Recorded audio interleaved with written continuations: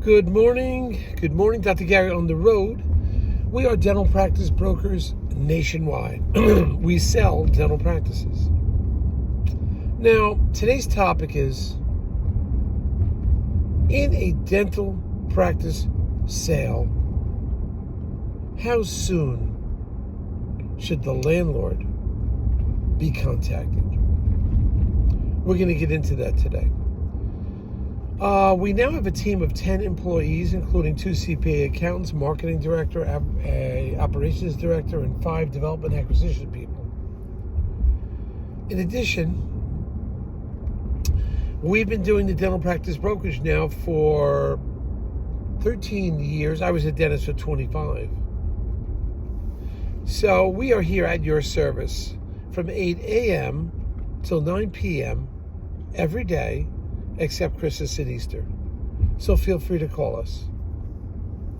Now, our phone number is 201-663-0935, and our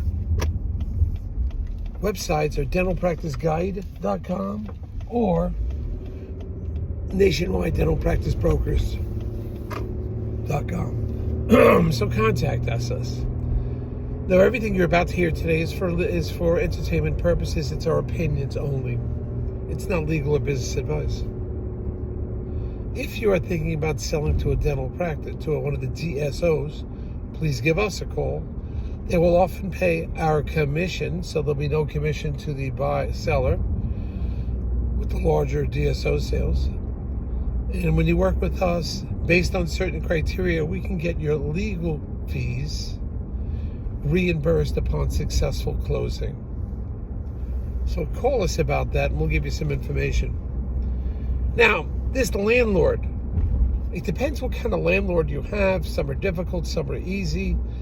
When you're dealing with a management agency like in Manhattan, you're dealing with pros, okay? And they have a whole system set up and they think clearly. When you're dealing with the single seller, owner of the real estate, and you're only dealing with them directly and or their attorney, sometimes that could be a little challenging. So it really depends on the situation. But the key thing you must understand is get in touch with that landlord as soon as possible. It could be one of your major stumbling blocks. Now, when do you get in touch? Generally after a letter of intent, you should be able to talk to the landlord, because now letter of intent means you're going to buy the practice, you've given an offer, most likely the offer's been accepted, you're now going into dental contract creation. Some landlords want to see the contract, others will be okay with just a letter of intent. Some sellers don't want you talking to the landlord until they know they have a solid deal. Well, that's a wrong philosophy, because you never know with the dental deal. It could blow up minutes before the deal's about to go to closing. Minutes. So the seller shouldn't refrain from giving you the landlord information. I say right after. How much time you need? It could be, as short as 2 weeks. It could be as long as 3 months. Yeah. You have no idea how long some of these takes. So I knew one gal, doctor, it took her 6.5 months. 6.5 months, cost $18,000 in legal fees, and the deal never went to closing, all because of the landlord.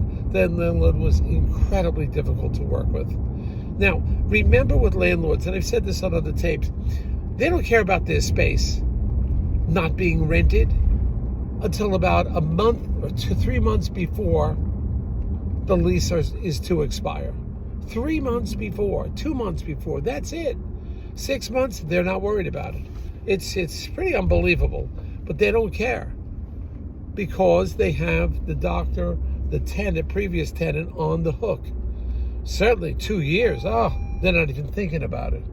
Now, there's a clause in the lease that they cannot unreasonably withhold the transfer of the lease.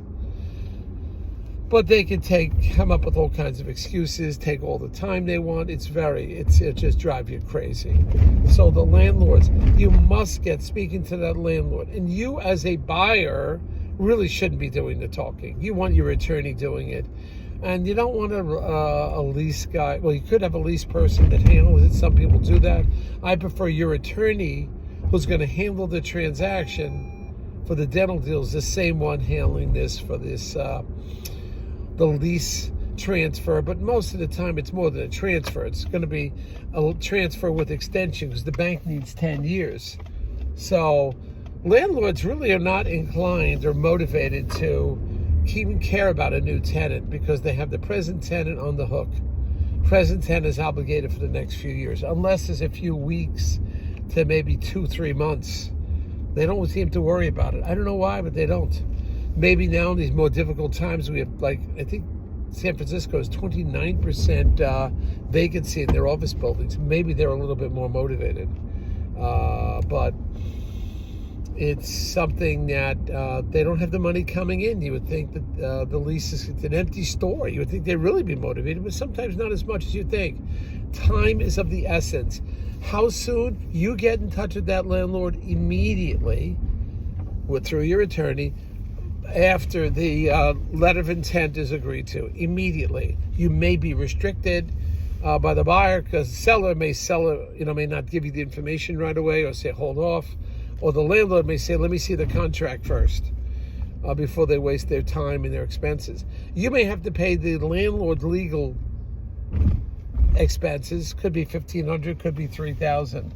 Sometimes it's in the lease of the seller. Other times it's your lease. But either way, you've got to leave adequate time. Landlords can be very challenging to work with, extremely challenging. Even in we're in summer of 23, even in these difficult economic times, some landlords are still very, very difficult. I do remember back in 2008 when things went crazy with the economy, landlords started becoming very flexible because they had empty spaces and they were agreeing to things they simply wouldn't agree to. Nowadays, or certainly before things started the interest rates started getting like crazy. So be aware of this. You get in touch with that landlord as soon as possible. It should be your attorney that does it. Don't try to save money by you doing it. And the reason for that, once they hear from an attorney, the landlord knows it's a serious thing. When he hears from a buyer that's just fishing, you may find that they don't do anything. They don't really care, even if you're a professional. So listen to me. Time is of the essence. You move as soon as you can. You move rapidly. You get that lease assignment, lease extension, or new lease created ASAP. You waste no time whatsoever. All right? So remember this. Dr. Gary signing off. Please listen to these videos. We have a ton of the new ones. Subscribe if you want to hear the new ones. We have so many new ones coming up. But listen and you'll learn something, quite a few things. And then our new practices for sale are always coming out. Thank you.